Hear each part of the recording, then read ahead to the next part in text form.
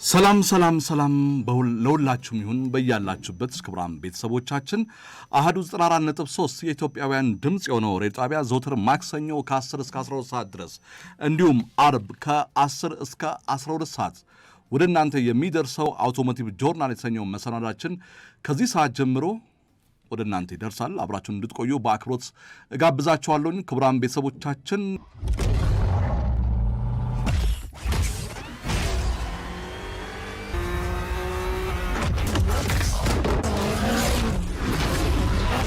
ከእናንተ አድማጭ ቤተሰቦቻችን ጋር ለአንድ ሰዓት ያህል የምንወያይበት በሁለተኛው ምዕራፋችንም የምንቀጥለው ጉዳይ ነው። በየዕለቱ በመንገዶቻችን ላይ የምንሰማቸው የትራፊክ አደጋና መርዶች ልባችንን በጣም ከሚያደክመው ጉዳይ አንዱ ይሄ ነው። ሆኖም ለዚህ ሁሉ ስጋት ውስጥ ሆነን የሰውን ሕይወትና ንብረት እንደ አይን ብሌናቸው ደግሞ ጠብቀው በሙያ ስነ ምግባርም ደግሞ የታነጹ በርካታ የሆኑ የድንበር ተሻጋሪ አሽከርካሪዎች፣ የከተማ ትራንስፖርት ሰጪ አሽከርካሪዎች እንዳሉ የታመነ ነው። እነዚህን የስነ ምግባር አርበኞች ዕውቅና መስጠት በጣም አስፈላጊም ጭምር ነው። እኛም ተደጋጋሚ ጊዜ ከዚህ ቀደም የምናነሳው ጉዳይ ነው። የሹፌሮች ሽልማት የተሰኘ አዲስ መርሃ ግብር ይፋ እንደሆነ ደግሞ ትላንትና በአንድ ማህበራዊ ድረገጽ ላይ አይተናል። የድርጅቱንም ስም ተጠቅሷል እዛ ቦታ ላይ። የኤቨንት ኦርጋናይዘሮች ከዚህ ቀደም በሙያም በሚዲያ ላይ የምናውቃቸው ሰዎች ናቸው ይህን ጋዜጣዊ መግለጫ የሰጡት። ይህ ዝግጅት በግል አዘጋጆች የቀረበ ቢሆንም ሽልማቱ የላቀ ውጤት እንዲያመጣ እኛውን እዚህ ላይ ውድ ቤተሰቦቻችን ሽልማቱ የላቀ ውጤት እንዲያመጣና ተአማኒነት እንዲኖረው ብዙ መመለስ ያለባቸው ጥያቄዎችን ዛሬ እናነሳለን። በዚህ በአውቶሞቲቭ ጆርናል መሰናዶ ላይ ሽልማቱ በምን መስፈርት ነው የሚሰጠው? የመጀመሪያ ጥያቄያችን ይሄ ይሆናል። የመንግስት ተቋማት ሚናስ ምንድን ነው? በዚህ ጉዳይ ላይ የትራንስፖርት ሎጂስቲክስ ሚኒስቴር፣ የአዲስ አበባ ትራንስፖርት ባለስልጣን፣ የትራፊክ ማኔጅመንት፣ የሚመለከታቸው የመድን ፈንድ በጣም ብዙ ዘርፎች አሉ እና የነዛ ዘርፎች ተቋማት ሚና ምንድን ነው? ዛሬ በአውቶሞቲቭ ጆርናል ዝግጅታችን ላይ ጉዳዩን በጥልቀት እንመረምራለን። እናንተም አብራችሁን ቆዩ። በዚህ ጉዳይ ላይ እያደመጣችሁን ያላችሁ የአዘጋጆችን የምታውቋቸው መስመራችን ክፍት ነው። ተደጋጋሚ ይሄን ፕሮግራም ከመስራታችን በፊት ከስቱዲዮ ውጪ ስልክ ደውለናል።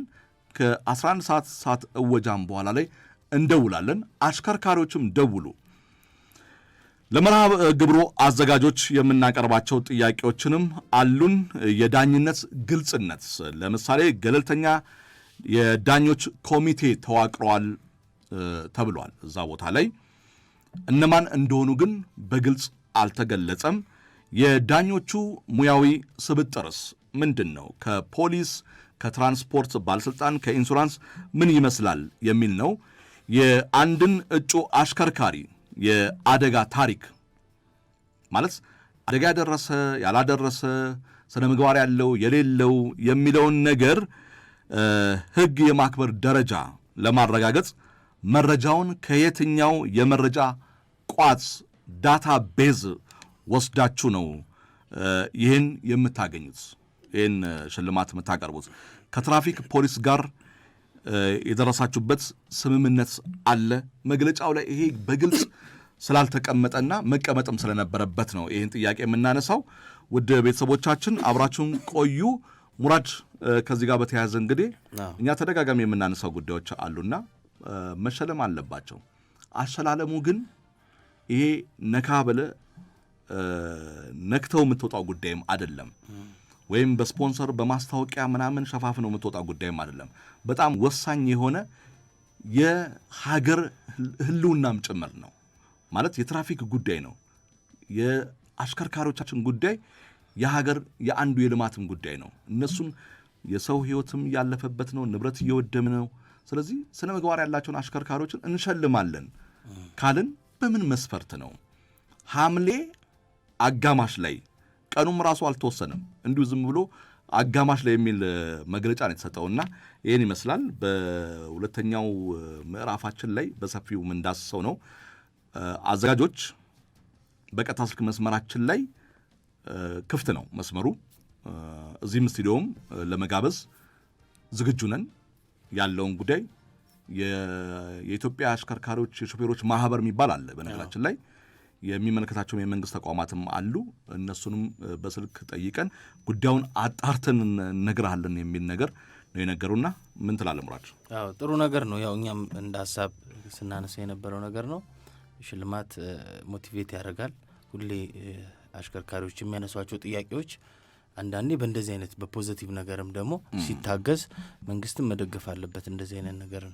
ምክንያቱም አደጋን ለመቀነስ ጥሩ አሽከርካሪ የምትለው መስፈርት አውጥተህለት እነዛን ያሟላ አሽከርካሪ በየአመቱ ልክ አዋርድ ይዘጋጅ የለ እንዴ ለዘፈን ለተለያዩ ነገሮች አሽከርካሪም የሰውን ህይወት የያዘ የሰውን ህይወት ከቦታ ወደ ቦታ የተለያዩ ነገሮችን የሚያንቀሳቅስን ኃላፊነት የሚሰማው ትልቅ ኃላፊነት የሚሰማውን አሽከርካሪ እውቅና መስጠት ማለት ከታች የሚመጣውም እንደዛ ለመሆን እንደንትና መሆን እፈልጋለሁ እንድንል እኮ ነው የሚያደርጋል እኮ። እንዴት ነው ግን አሪያለውን? አዎ እና መስፈርቶቹን እንዳልከው እንዴት ነው ይሁን በሂደት የሚወጣ ነገር ድንበር ተሻጋሪን የከተማ አሽከርካሪ መግለጫው ላይ ላዳንም ጨምራለሁ። ለዛስ ዳታ ሊኖር ይገባል። ዳታ ቤዙ ከየት ነው? ዳታም ሊኖር ይገባል። ማንን ነው የምትሸልመው? በምን መስፈርት ነው? አደጋ አድርሶ ማቅ ተብሎ አንዱ መስፈርት ቢሆን ያንን አለማድረሱን ምን መረጃ አለ? ምንድን ነው? ወይስ እንደተለመደው በ80 ምናምን በ70 ምናምን ቁጥር ላይ የህዝብ አስተያየት በተሰጠ ቁጥር በሚል ሽፋን ሊያልፍ የሚገባ ነገር አይደለም። የአሽከርካሪዎች ጉዳይ ነው።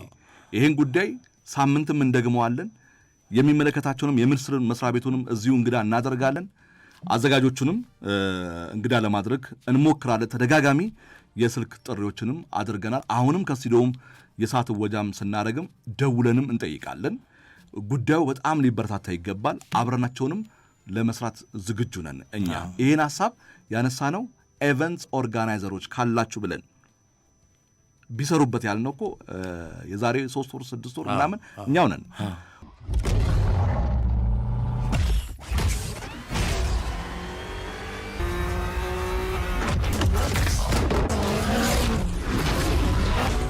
ያው ይሄን ዝግጅት ስናዘጋጅ በዩቲዩብ ቻናላችን ላይ የምትከታተሉን አድማጭ ቤተሰቦቻችን በየዕለቱ በመንገዶቻችን ላይ የምንሰማቸው በጣም ከፍተኛ የሆነ የትራፊክ አደጋ መርዶች አሉ ሙራድ።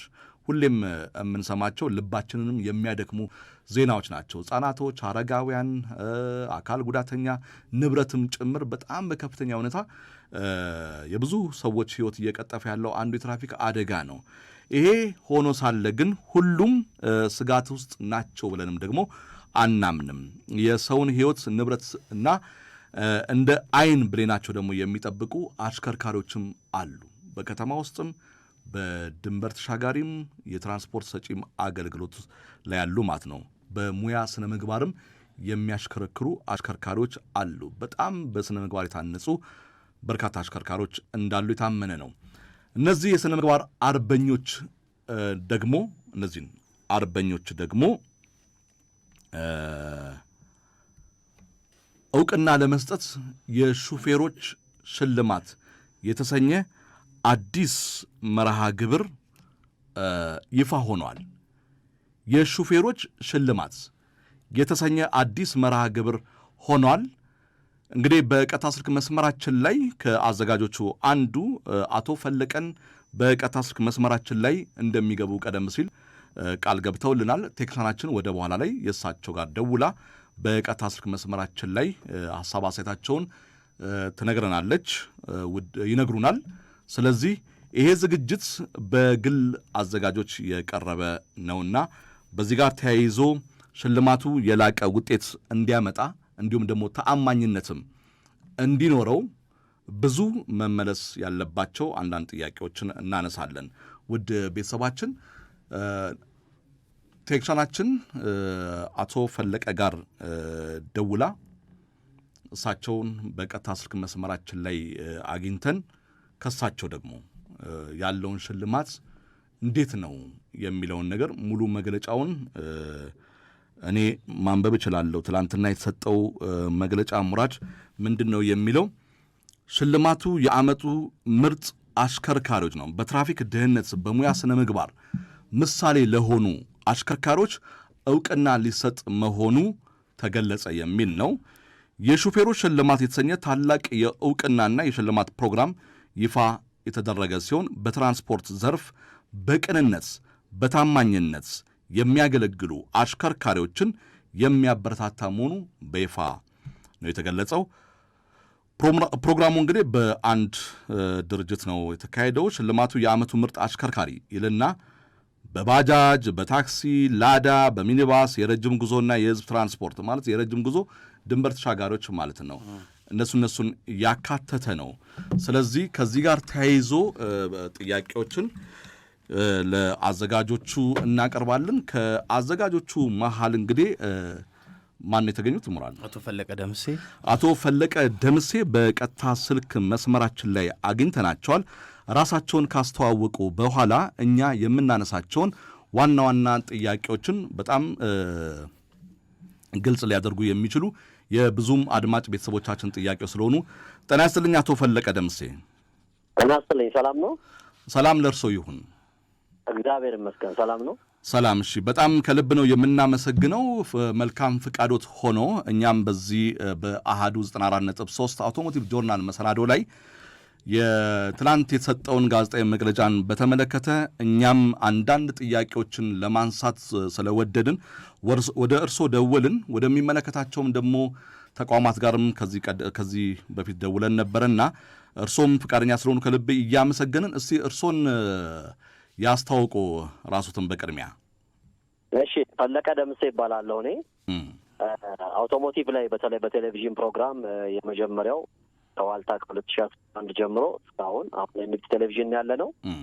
አውቶሞቲቭ ላይ ሴፍቲ ላይም ነው የምንሰራው። እሺ፣ ጋዜጠኛ ነኝ እኔ። ሌሎች ሚዲያዎችም አሉን፣ በሬዲዮም በቴሌቪዥንም። በአፋን መልቲ ሚዲያ ይባላል የኛ ድርጅት። አሁን ምናልባት አንተ ከዚህ ያደረጋችሁትን ፕሮግራም ባልሰማም አዘጋጅ እያልክ ስጠራ ሰምቼ ነበረ መሰለኝ። እሺ፣ ከዛ ውስጥ ቀደም ሲል ስልክ ላይ ስደውሎት አዘጋጅ አይደሉም እርሶ?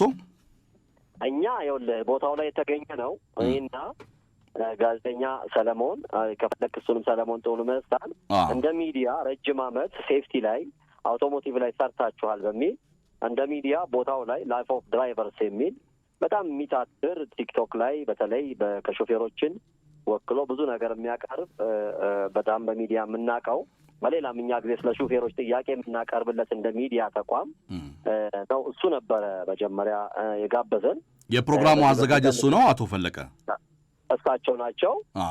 ሌሎች ፕሮሞት የሚያግዙትም ድርጅቶች እንዳሉ የዛን ቀን ያወቅ ነው።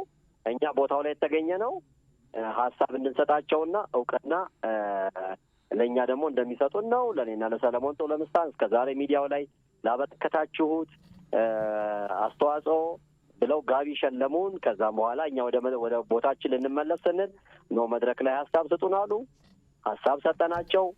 ሚዲያ እኛ ብቻ አይደለንም፣ የእናንተ አውቶሞቲቭ ጆርናል አለ፣ ኢንስፔክተር አሉ። እነዚህ ሚዲያዎች በሙሉ መጥራት እንደነበረባቸው በተለይ 8-9 የሆኑ ረጅም ዓመት የቆዩ ለረጅም ሰዓት ሚዲያ ላይ የሰሩ አለ ብለን በዝርዝር አቀረብን። ሁለተኛ ደግሞ ማህበርም ከሆነ እንደ ማህበር ጠንክራችሁ ካልተደራጃችሁ ሽልማት መስጠት እንደዚህ አይነት ነገር ማድረግ ፓወር ይጠይቃል።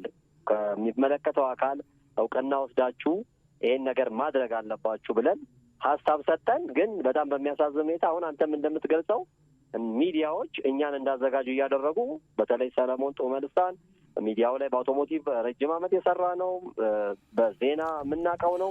እንዲህ አይነት ነገር ላይ መግባት ይፈልጋል። እኛ እነሱን ለማበረታታት ሾፌሮች መበረታታት ስላለባቸው ነው ቦታው ላይ የተገኘ ነው። ግን በርካታ ሚዲያ ላይ እኛን እንዳዘጋጅ አድርጎ እየተጠቀሰ ያለው ነገር ትክክል አይደለም። ምክንያቱም አንድ የሚዲያ ተቋም የሆነን ነገር ከሌ እንዲህ ነው ከማለቱ በፊት መጀመሪያ ባላንስ ማድረግ አለበት። አሁን በሀገራችን በቲክቶክም ትልቅ አቅም ያለው ሰው እንደዚህ ለጥፎ ተነጋግረን ይቅርታ ጠይቆ ማስተባበያ ሰራለሁ ብሎን በዚህ ሁኔታ ነው ያለው ነው እንጂ እኛ እንደ እንግዳ አውቶሞቲቭ ላይ እንደሰራ ሴፍቲ ላይ እንደሰራ ልንሸለም ነው እንጂ ቦታው ላይ የተገኘ ነው።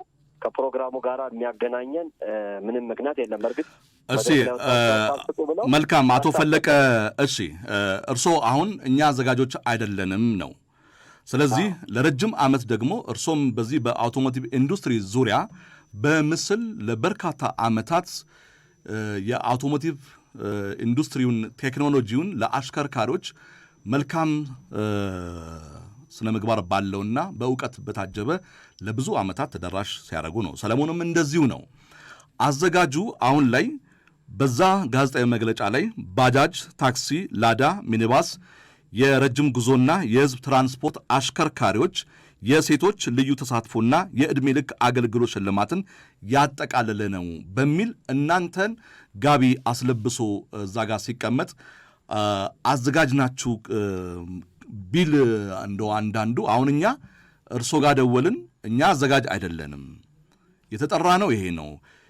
በወቅቱ የሚመለከታቸው የትራፊክ ማኔጅመንት፣ የትራፊክ የመንገድ ባለስልጣን፣ የሎጂስቲክስ ሚኒስትሩ በወቅቱ የሚመለከታቸው የመንግስት ተቋማት ነበሩ።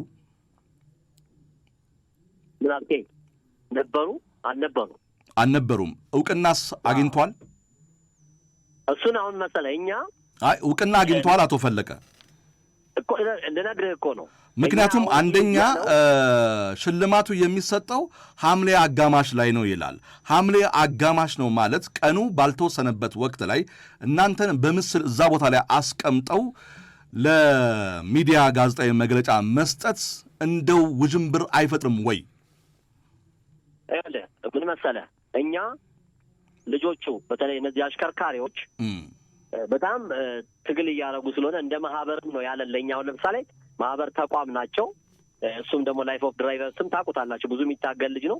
እነሱ ኑና ሽልማት እንስጣችሁ ሲሉን ለሰራችሁት ነገር እውቅና እንስጥ ሲሉን ነው እኛ ቦታው ላይ ተገኘ ነው። በትራፊክ ይቅርታ አቶ ፈለቀ እንደው እኛም ካለን ሰዓት አንጻር ቆይ ይኸውልዎት እንደው እኛም ካለን ሰዓት አንጻርና ለአድማጭ ቤተሰቦቻችን ጥያቄም ስለተነሳ በትራፊክ ደህንነትና በሙያ ስነ ምግባር ምሳሌ ለሆኑ አሽከርካሪዎች እውቅና ሊሰጥ መሆኑ ተገለጸ ተብሎ እናንተን ሽልማት መስጠት ነው። እኛ ሽልማት ሰጡን ማለት እንደው እንዴት ነው ልነግርህ ነው። አሁን እሱ መጀመሪያ እውቅና የመስጠት ፕሮግራም ብሎ ነው የተሰጠን። ጠራን፣ ሄደን እኛ ቦታው ላይ ማበረታታት ስላለብን እንድታበረታቱን ሀሳብ እንድትሰጡን ነው አለ። አሁን ይሄን ነገር ልሸልም ነው ዛሬ ልሸልም ነው ሳይሆን ሹፌሮች ደፊል ልሸልም ስለሆነ ሀሳብ እንድትሰጡ ብሎ ብዙ ሚዲያ ነው የጠራው። በርካታ ሚዲያዎችን እኛ ተሸለሙ ተብለን መድረክ ላይ ያወጡና ፎቶግራፍ ተጠቀሙ እንጂ በርካታ ሚዲያዎች ነው የመጡት። ማህበራዊ ሚዲያ ላይ ያሉትን ነው የተጠሩት። በግል በቀጣይ ያንን ነገር አሁን አንድ ድርጅት ማብራሪያ ልሰጥ ነው ጋዜጣዊ መግለጫ ነው ልሰጥ የምለው ነገ የምትሰጠው ጋዜጣዊ መግለጫ ምንን ይመለከታል እውቅና አለ ወይ ብለህ አትጠይቀውም።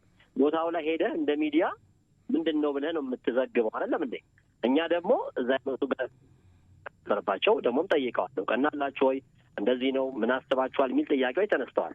እኛ ደግሞ ቦታው ላይ ለሰራችሁ ስራ እውቅና ይሰጣችሁ ተብለን ሌላ ነገር አይደለም አክብረው ጋቢ ሸለሙን። ከዛ በኋላ ሀሳብ ስጡን ሲሉን አንተ ያነሳቸውን ጨምሮ ምን ማድረግ እንዳለባቸው ሀሳብ ሰጠናቸው። ሌሎች የሚዲያ እኛ ብቻ ሁለታችን ብቻ አይደለንም ሚዲያ፣ ሌሎች ሚዲያዎች አሉ ትልልቅ ከእኛ ቀደምት የሰሩ አውቶሞቲቭ ጆርናል ላይ የሚሰሩ ብለን ጠቅሰን ከዛ በኋላ ደግሞ የሾፌሮች ማህበራት እናንተም አንዱ አለበለዚያ የያዛችሁት የተነሳችሁበት ግብ ጥሩ ነው እንደመነሻ፣ ግን ወደፊት ይከብዳችኋልና ትራንስፖርት ሚኒስቴርንም ሌሎችንም አካታችሁ ቀጥሉ የሚል ሀሳብ ሰጥተን ነው።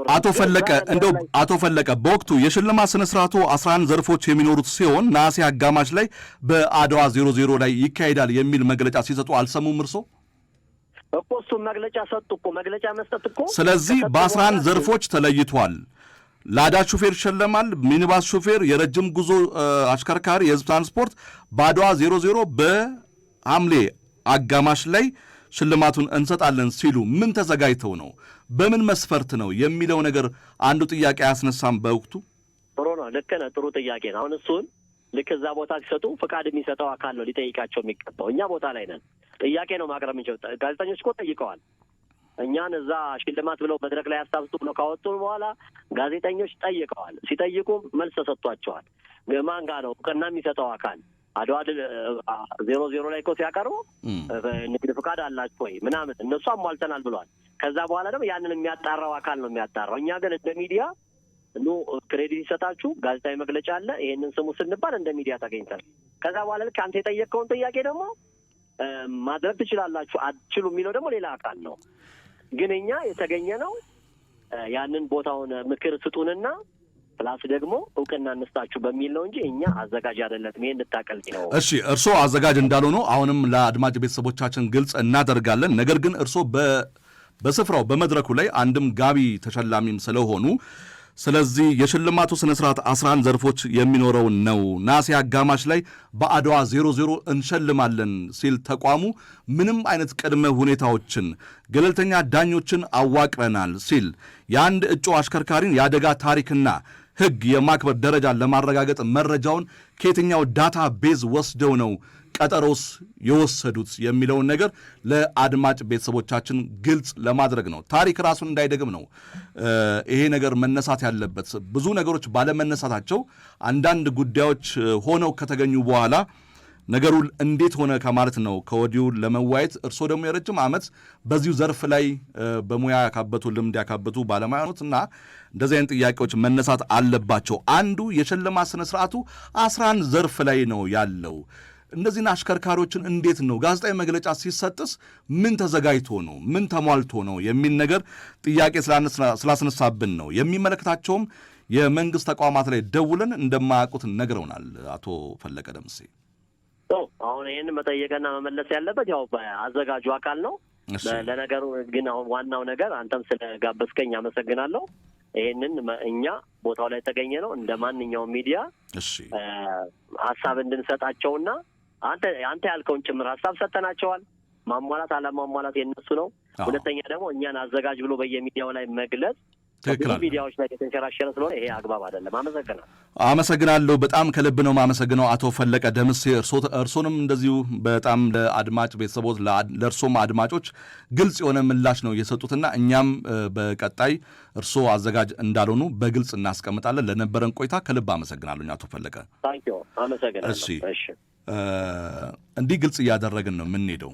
አሁን እንግዲህ ምንድን ነው የተደረገው? ሁለት አንጋፋ የሆኑ ጋዜጠኞች ናቸው። አቶ ሰለሞን ጡመልሳንን እና አቶ ፈለቀ ደምሴን። ጋቢ ደግሞ በጣም ፋሽን ነው ታውቃለህ። ካባና ጋቢ እዚህ ሀገር ላይ በጣም ፋሽን ነው። ካባ ሲያለብሱ መፍራት አለብህ። በነገራችን ላይ ጋቢ ኃላፊነት አለ። አዎ ጋቢ እኮ የክብር መገለጫ ነው እና ጋቢ አንድም ለብርድም ነው፣ አንድም ደግሞ ጋቢ ሲሰጥ የባህላችንም ደግሞ የክብር መገለጫ ነው እና ብዙ ጊዜ ለዛም ነው ከጋቢው በስተጀርባ ያለው እውነታ ምንድን ነው? እንግዲህ አቶ ፈለቀ ደምሴ ሁላችሁም እንደምታውቁት በአውቶሞቲቭ ኢንዱስትሪ ዙሪያ እዚሁ ጣቢያም ላይም ሲሰሩ የነበሩ ናቸው። ከዚህ ቀደምም ደግሞ ከሌላም ጣቢያም ላይ ደግሞ በአውቶሞቲቭ ኢንዱስትሪ አሁን እነዚህን ሰዎችን ፊት ለፊት አስቀምጣለን። መጀመሪያ አሁን ከዚህ ቀደምም የሚደረገው ነገር እንደዛም ነው እና ለማንኛውም እኛ ገለልተኛ ዳኞች ኮሚቴ ተዋቅረዋል ተብሏል። እዛው ጋዜጣዊ መግለጫ ላይ እነማን እንደሆኑ አልተገለጸም። የዳኞቹ ሙያዊ ስብጥር ከፖሊስ፣ ከትራንስፖርት ባለስልጣን፣ ከኢንሹራንስ ምን እንደሚመስል በደንብ በግልጽ መቀመጥም አለበት። አዘጋጆቹ እንደዚህ አይነት ጉዳዮች በጣም የአሽከርካሪ ጉዳይ ሽልማት ያልተነካ ዘርፍም ጭምርም ስለሆነ በቀዳማዊ ኃይለ ሥላሴ ቀደም ሲል ይደረግ ነበረ። አሁን ላይ ግን ዳታ ቤዙ ማንጋና ያለው አንድ አሽከርካሪ በወር ውስጥ ምን ያህል ተቀጣ፣ ማን ነው የምትሸልመው? አሁን ለምሳሌ ከሽልማት ውስጥ ማን ይላል መሰለም? ሽልማቱ የዓመቱ ምርጥ አሽከርካሪ ይልና በባጃጅ በታክሲ ይላል። አሁን ባጃጅን የዓመቱ ምርጥ አሽከርካሪ ብለህ ስታመጣው የዓመቱ ምርጥ ቲክቶከር ብለህ እኮ እንደምትሸልመው ነገር አለ 70 ምናምን አጭር ቁጥር ላይ የህዝብ ድምፅ ትላለህ። ከዛ በኋላ የአገር ስፖንሰር ይኖራል፣ የማስታወቂያ ሽፋን ይኖርበታል። ከዛስ ላዳ ሚኒባስ የዓመቱ ምርጥ ትላለህ። የረጅም ጉዞና የህዝብ ትራንስፖርት አሽከርካሪዎች፣ የሴቶችና ልዩ ተሳትፎ በጣም አዳጋች የሆነውን የድንበር ተሻጋሪን አሽከርካሪ የጅቡቲ አሽከርካሪን የዓመቱ ምርጥ ስትለው እሱም በምን መስፈርት ነው፣ ዳታ ቤዙም ከየት ነው ያገኘው የሚለውን ነገር መርሃ ግብሩ ነሐሴ አጋማሽ ላይ ነው ብሎ ጋዜጣዊ መግለጫ ተሰጥቷል። ያ ነሐሴ አጋማሽ ላይ ነው ስትለው ይሄ የሽምግልና ቀጠሮ አይደለም፣ እነግራቸዋለን መቼን ልጃችንን እንደምንሰጣችሁ ቀኑን በትክክል መግለጽ እነግራቸዋለን እኮ መጀመሪያ እኮ ዝም ብለህ ስታመላልሰው ሽማግሌውን ቆይ እንነግራቸዋለን ትላለህ። ግን ይሄ ነሐሴ አጋማሽ ተባለ እንጂ ትክክለኛ ቀኑ አልተጠቀሰም በጋዜጣዊ መግለጫ ላይ። ይህ የሆነበት ምክንያት ደግሞ ከዝግጅት ጉድለት ወይስ ከቦታ መያዝ ጋር በተያያዘም እንደሆነ ግልጽም አይደለም። ሌላው ሽልማቱ አዲስ አበባን ብቻ ነው የሚመለከተው ወይስ በመሃል ከተማ ላይ በመላ ሀገሪቱ የሚገኙ አሽከርካሪዎችን ነው? በተለይ ድንበር ተሻጋሪ አሽከርካሪዎች እንዴት ነው የሚካተቱት? በፌዴራል ስር እኮ ነው ያሉት። ስለዚህ የትራንስፖርትና ሎጂስቲክስ ሚኒስትር ይህን ጉዳይ በአግባቡ ያውቀዋል ወይ? ይህን ሳታውቅ የማህበራዊ ሚዲያ የግል ገጽ ላይ ያሉትን ፌስቡክ 100,000 50,000 ተከታይ ያላቸውን ሰዎች ጠርተ ጋዜጣዊ መግለጫ እኔ የማህበራዊ ሚዲያ ጋዜጠኞች በጣም በርካታ የሆነ መረጃዎችን ያዳርሳሉ ለብዙ ዜጎቻችን። ትልቅ አንዱ ማህበራዊ ሚዲያ መረጃን ለማዳረስ ትልቅ አስተዋጽኦ አለው። ግን ግለሰብን እዛ ቦታ ላይ እነሱ ሼር ያደረጉትን የእነሱን ኮፒ ፔስት እያደረግ ለብዙ መረጃው ተደራሽ እንዲሆን ማድረግ አግባብነትም የለውም። የጠራቸው ጋዜጠኞች ጋዜጠኝነት ማይክ ወይም ደግሞ ማይክራፎን ስቴጅ ላይ ማስቀመጥ አይደለም።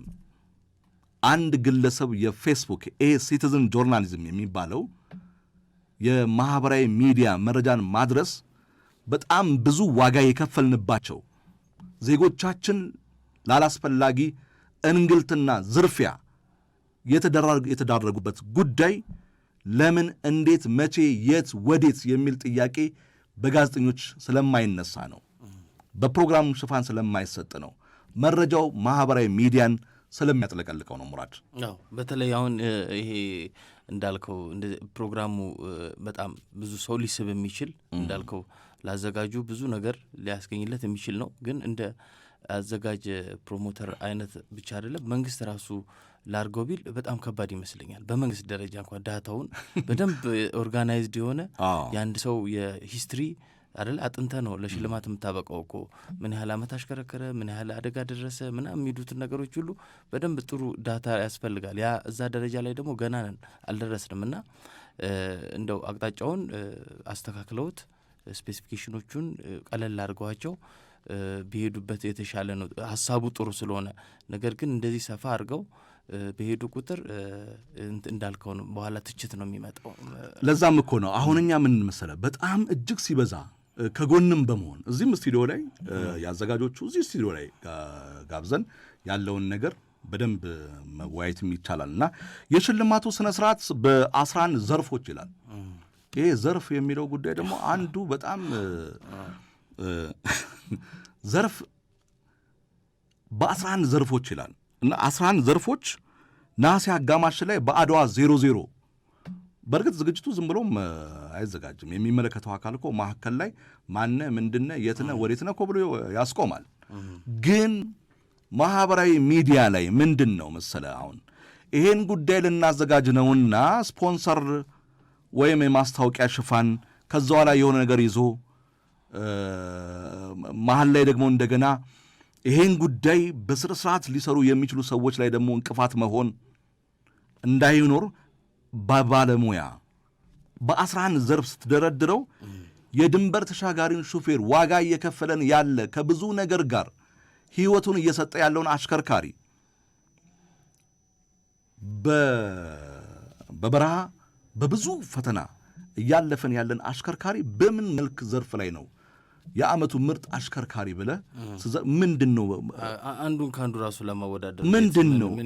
ከዛ በኋላ እሱን ጠርተው ካባ አልብሰው የዓመቱ ምርጥ አሽከርካሪ ብለህ ልትሰጠው ምንድን ነው መርፉ? እንደገና እንደዚህ አይነት ነገሮች ሀገር ላይ ነው ያለ ነው እና አንድ ሀገር ነው ያለችን ሀገር ደግሞ ብዙ ተቋማት ያሏት ናት። ሀገር ተራራውም ወንዙም ሸንተረሩም ነው። ሀገር ደግሞ ተቋምም ጭምር ነውና በእያንዳንዱ ተቋም ላይ የሁላችንም ኃላፊነት ድርሻ መወጣት ያስፈልጋል ነው። ሽልማቱ አሁንም የምናነሳው ላዳ አዲስ አበባ ውስጥ ነው ያለችው እና አንዳንድ የክልል ከተሞች ላይ አለች። ሽልማቱ ላዳንም ጭምር ያካታል። የዓመቱ ምርጥ ላዳ ሹፌር ልትለው ነው እንደ ማለት ነው። የዓመቱ ምርጥ ባጃጅ ሹፌር እንደ ማለት ነው። የት ሐዋሳ ያለውን ነው? አዲስ አበባ ያለውን ነው? የት ያለውን ነው? ምርጥ የዓመቱ ባጃጅ ሹፌር ብለህ፣ የዓመቱ ምርጥ ታክሲ ሹፌር ብለህ፣ የዓመቱ ምርጥ የረጅም ጉዞ ብለህ፣ ምርጥ የዓመቱ የህዝብ ትራንስፖርት አሽከርካሪ።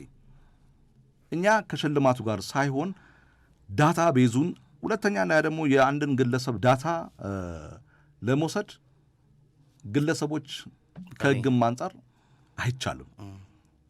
ዳታ ቤዙ የሚቀመጠው የሚመለከተው የመንግስት ተቋማት ጋር ነው።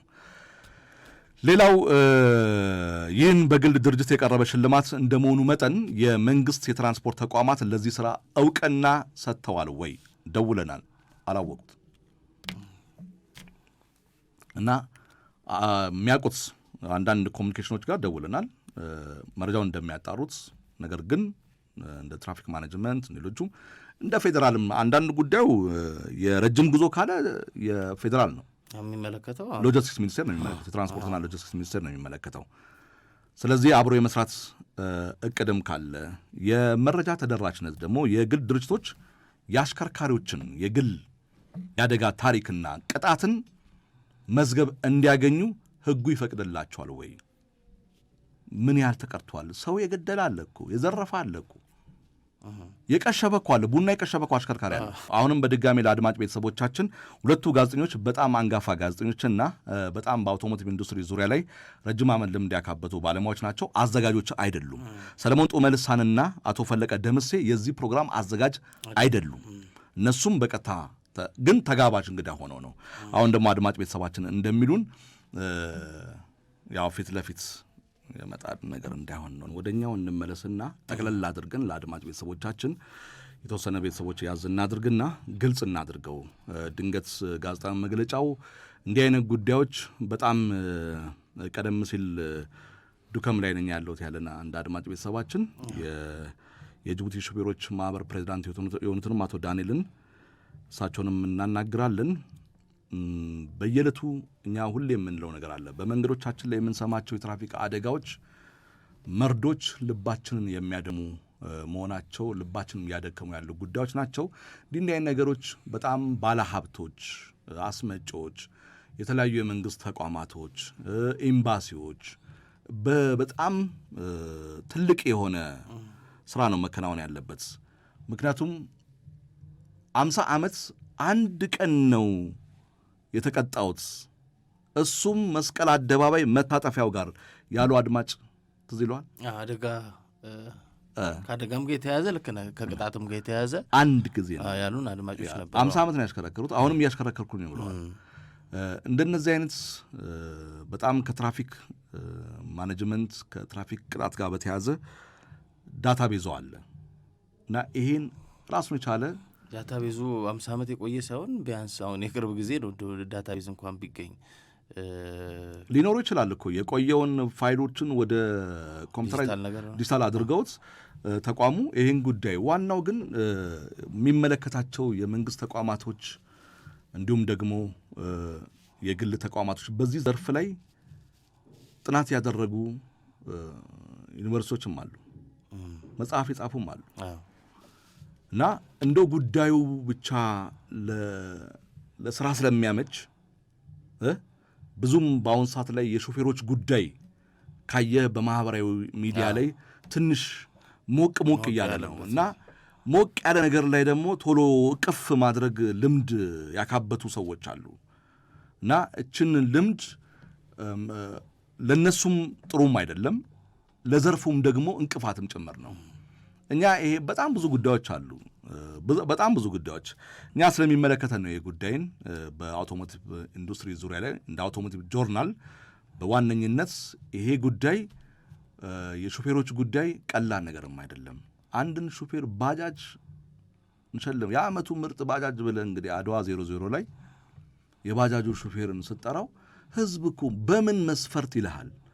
ተቋማቶቻችን ለምንድን ነው በቃ አቅም እንደሌላቸው አቅም እንዳነሳቸው እንዲመስል ማድረግም ተገቢም አይደለም እና ለብዙም አድማጭ ቤተሰቦች መልስ ይሆናል ብለን እሳቸው ያነሱት ነገር ማለት ነው።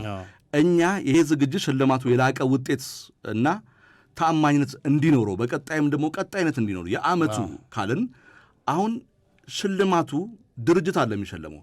ለምሳሌ ማነው አንድ ድርጅት ሴቭ ዘ ችልድረን ሸልመዋል ሹፌሮቹን። አሁን በቅርቡ ሴቭ ዘ ችልድረን የራሱ ሹፌሮች በጥንቃቄ መኪናውን ያስረከበው ዓመቱ ሙሉ ሳይጋጭ ምንም አይነት ቅጣት ሳይኖርበት ምንም አይነት የሥራ እንግል ሳይፈጥር በትክክለኛ ነገር የቴክኒክ ብልሽት ሳይፈጥር አሽከርክሮስ ስራውን በአግባቡ ሲያቀላጥፍ የነበረን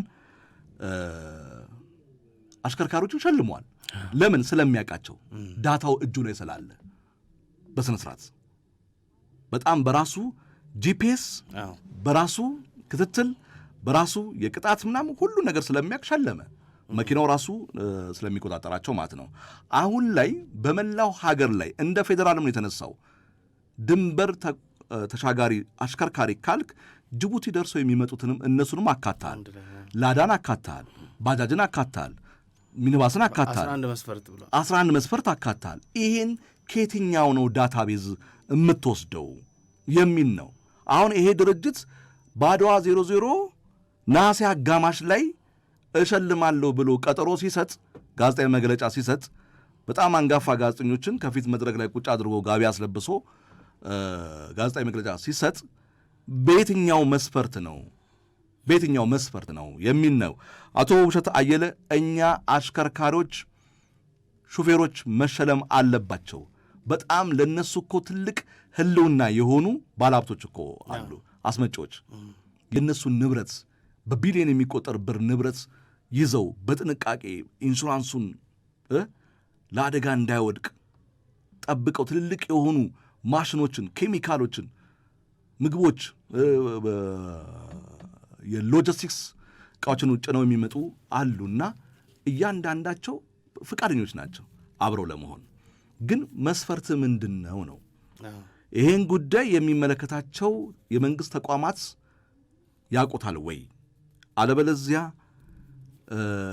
እቃቃው ፈረሰ የሚል ነገር እንዳይመጣ ከሚል ነው ዛሬ እኛ ጉዳዩን በጣም ታማኝነት እንዲኖረው ቀጣይነት እንዲኖረው ያሉት ክፍተቶች እንዲሟሉና የተሻለ እንዲሆን ነው። አጠናቀናል። ክቡራን ቤተሰቦቻችን ለነበረን ቆይታ ከልብ እናመሰግናለን። የዚህን ሙሉ ዝግጅት በዩቲዩብ ቻናል ላይ አውቶሞቲቭ ጆርናል በሚል ዩቲዩብ ቻናል ላይ ያገኙታል። ከቀሪ የአሃዱ መሰናዶ ጋር አብራችሁን እንድትቆዩ በአክብሮት እንጋብዛችኋለን። መልካም ቆይታ።